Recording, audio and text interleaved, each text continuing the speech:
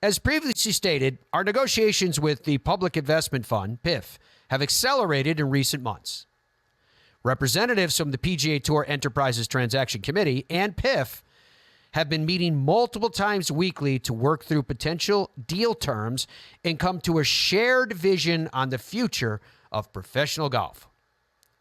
On Friday evening, an in-person session in New York City included the entire transaction committee and PIF Governor Yasser Al-Rumayyan and his team, where more progress was made. We remain committed to these negotiations, which require working through complex considerations to best position golf for global growth. We want to get this right, and we are approaching discussions with careful consideration for our players, our fans, our partners, and the game's future. Close quote. Okay, so I would normally tell you after we get something like this that there's a lot to break down there. I'm not sure if there is. I'm willing to take this on, what do you guys think, face value, that they're basically telling us, hey, we're getting close. We are in heated negotiations. As I mentioned to you before we went to the break, there's nothing that was revealed here that we didn't already know from sources on social media, which I don't present that as something disparaging. Don't get me wrong. I mean it more from the standpoint of saying it's pretty cool to be doing what we're doing in 2024 when you're not just completely dependent upon reading shadows.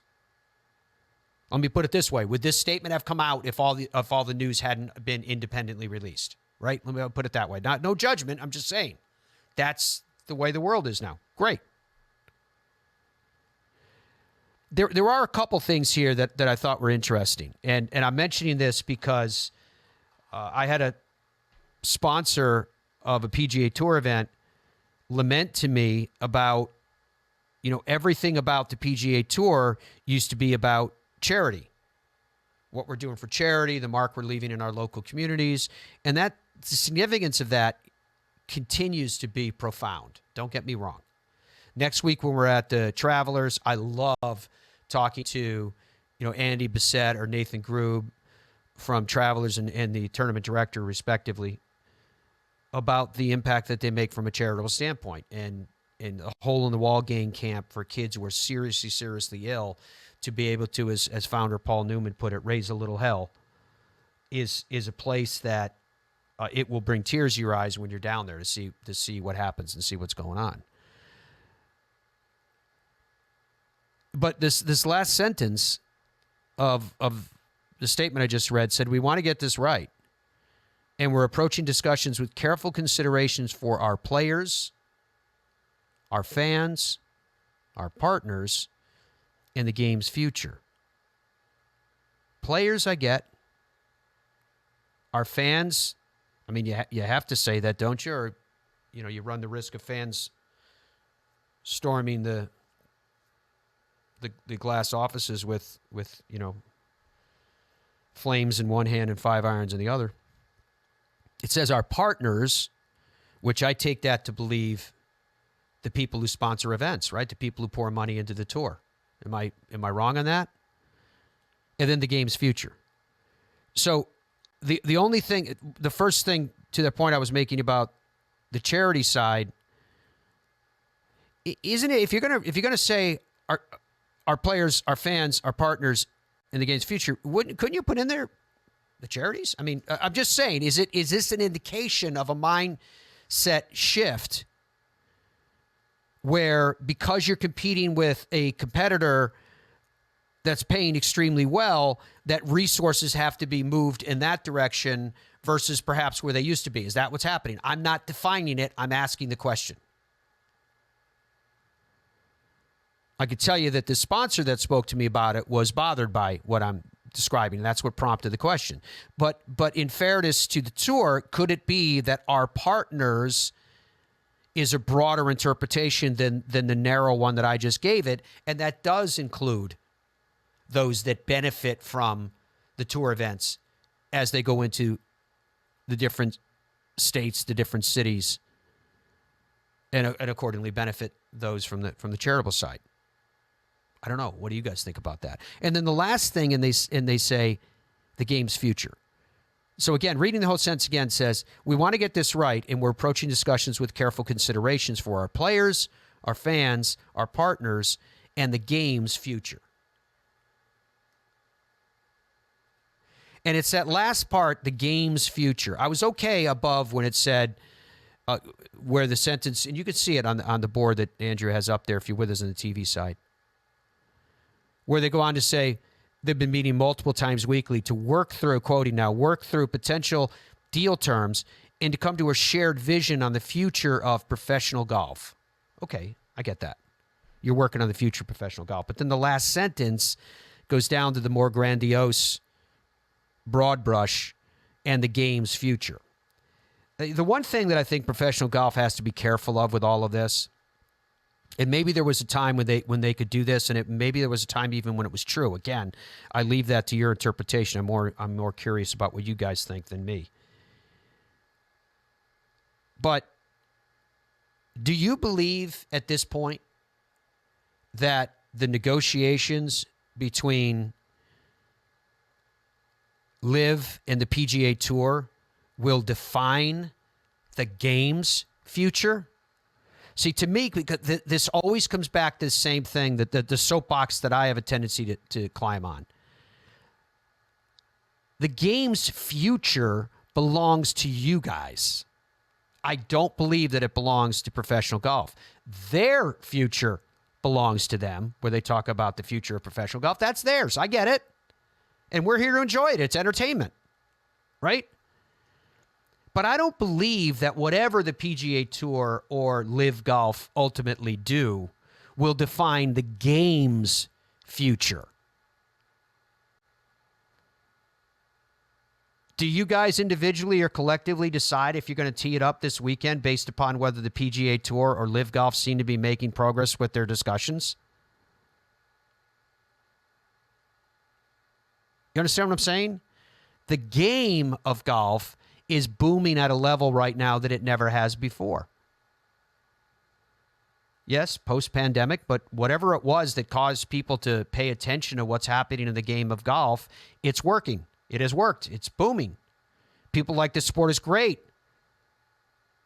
It's cool. It's fun. It connects. It's all those things and many things that people said it never would be just a few years ago. Right? Off course, on course, how the game is measured, how the game is consumed. But when you look at, say for the last few weeks as the season's starting to heat up and head towards the U.S. Open, and of course we'll have the Open at Royal Troon, the ratings were universally down by significant amounts. They haven't been lately. That's good, right? I'm not complaining about that. That's good. But what it shows you is that you guys decide the future of golf. Full stop. However you define it, you decide it. It is that 99.99%, because without you, none of the rest exists.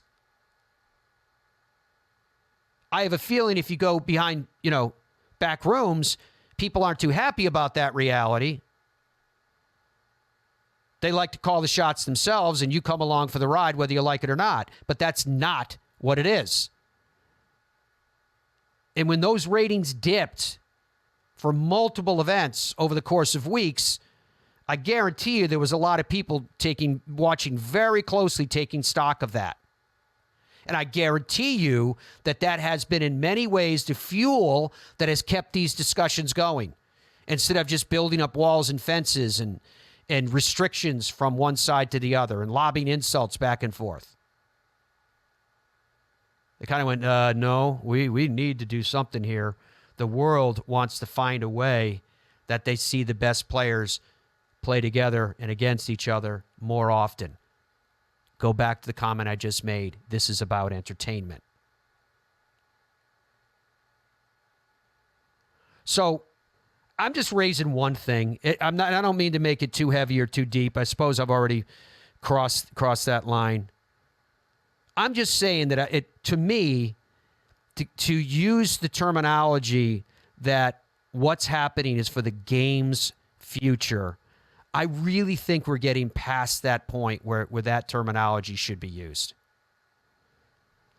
that already to me seems dated.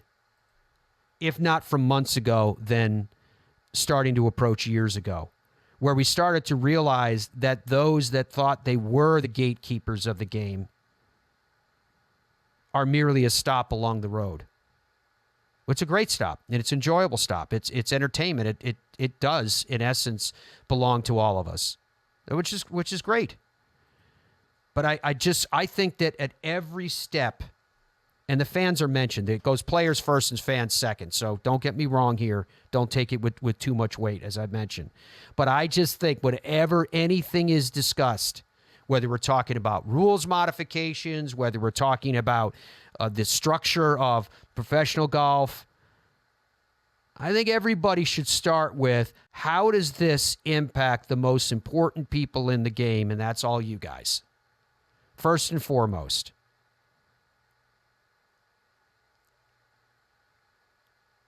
Because if the game of golf starts down a path where the fans lose interest in any part of it, that part that they lost interest in is going to die on the vine. That's it. Nothing else matters. Just one guy's thoughts. So other than that, yeah, we're getting a report that negotiations and conversations are continuing. When we had some notable and prominent resignations from various boards, the implication was that maybe they're not close, maybe they're moving farther away. I saw some things, they were unsubstantiated, but some speculation online that this is a clear indication that things are not going well, and this is probably not going to happen.